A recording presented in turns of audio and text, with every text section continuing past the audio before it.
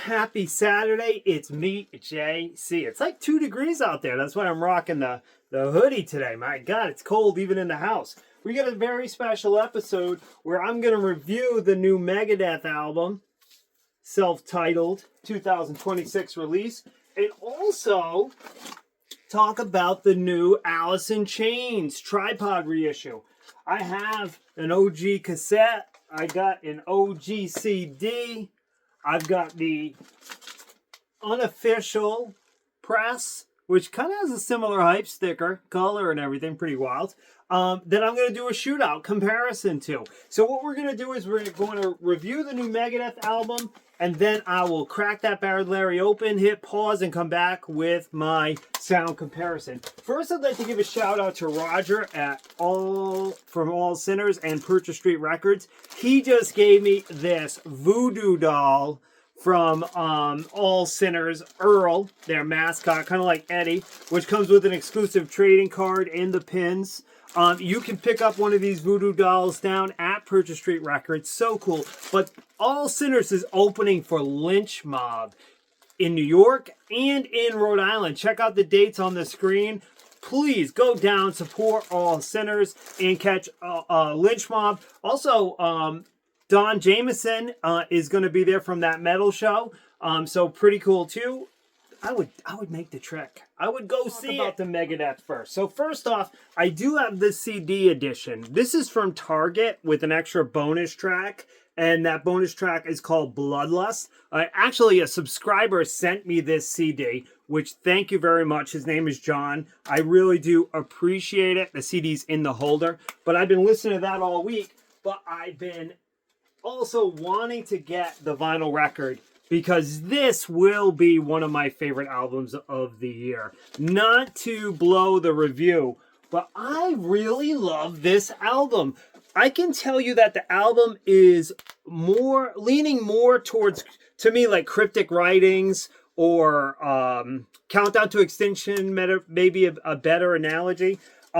It's not, if you're looking for Rust in Peace, you're not going to get that. It's not as proggy, but it is got some really thrashy elements. And here's what I can tell you about this album. So, first off, it is a gatefold like I just showed, and it comes with an awesome book of pictures. It is pressed on 2 LPs. There is no poly sleeves, but they are in printed inners with lyrics. And then you'll see I got the black wax edition. I know there's lots of color variants out there, but I prefer the black wax. Tipping Point, the first single, that still is my favorite track on the album. Very, very thrashy. I Don't Care kind of goes into that typical kind of Megadeth song that's got more of a punk edge, where he's kind of talking the lyrics. So I really, really love that one. Hey God really grew on me. The first time I heard Hey God, I was like, oh, it's all right. But the more I listen to it, the more I like it. And it's kind of, you know, Dave coming to peace with certain things in his life, I feel like, with that song. Let There Be Shred, I know that's some people's favorites. You know, kind of like when you put shred in the song, like Art of Shredding by Pantera, you're expecting some massive riffage, and the song is kind of speed metalish, very thrashy. I love it. Puppet Parade and Another Bad Day. And Puppet Parade I like more than Another Bad Day. Another Bad Day, when I first heard it, I didn't love it. It was the repetitiveness of Another Bad Day, Another Bad Day. He just keeps saying it and saying it. But I will tell you that when I listen to this album, and I've listened to it a lot over the last week, I have not skipped that song. So even though it's not my favorite, it's certainly not bad.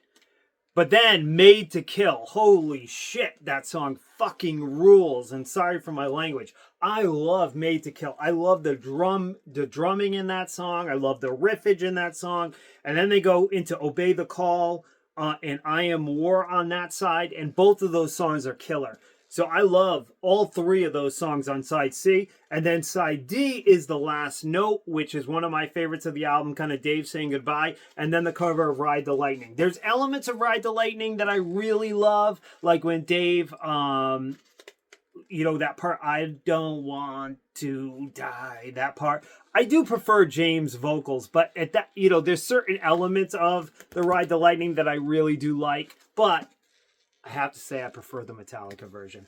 I know for some people that's blasphemy because Megadeth can do no wrong, but I do prefer the Metallica version of Ride the Lightning. But I'm not saying it's bad, and it's nice to have on the album. I did enjoy this album. I think it's fantastic. All right, so let's dive into the Alice in Chains. I'm going to hit pause, go listen, and then join you right back. So I spent the morning listening to Alice in Chains, Tripod, self-titled, the Dog album, however you want to call it. And I love this album. Obviously, I've lived with this album since day one. I was such an Alice in Chains fan. Now, I do feel like for a lot of Alice in Chains fans, because Facelift was so great, and Dirt was so great, and Jar of Flies and Saps were so great, that this is considered most people's least favorite Alice in Chains album of the original band, but it still has a soft spot in my heart, and I do love the album. So I will tell you that in terms of the official release compared to the unofficial release,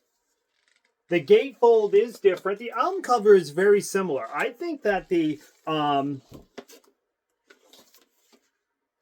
bootleg or the unofficial actually had a really good scan of the cover, but it's got a completely different gatefold, as you can see.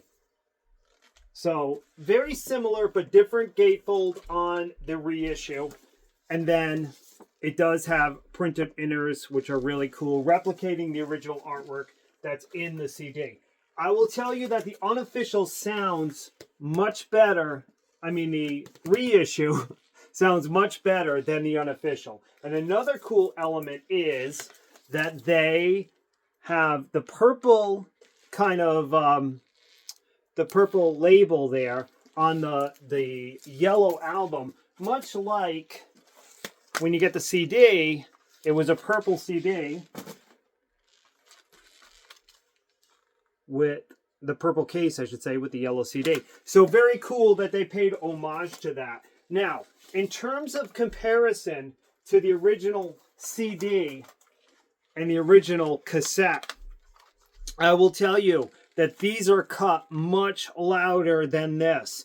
What I did was I kind of put the cassette in, put the CD in, put the vinyl on, and then switched to my three different presets to kind of hear the same songs from all three different formats. And this was much lower in terms of volume. Now, what you'll have to do, obviously, is crank it, because I felt like at the normal volume of this CD, this was too soft. But the clarity on this, the separation between instruments, I didn't feel any compression. So I really feel like it was a dynamic sound experience. So, much louder mixes, but sounds brilliant. To me, if I wasn't comparing, I wouldn't know. I would just crank it louder. It's not like I had to crank this absurdly loud to get the effect of the CD. But I did notice certainly less compression on the vinyl than I did on the CD. So there you go. The cassette sounds awesome too. All three sound incredible. So if you love your CD, I wouldn't necessarily say you'd have to go get the vinyl record, because the sound difference wasn't night and day. It's not going to blow your Aunt Connie's socks off. But if you're an Alice in Chains fanatic like me, then go get it. This is amazing, and it sounds much better than the unofficial. All right, guys, that's my video. I'll join you Tuesday for another T-Shirt Tuesday. Put down below if you enjoyed the T-Shirt Tuesday. If you didn't, it's okay. I'll try something different, but I'll at least do it again this week, and we'll see how people like it. All right, guys, join you soon.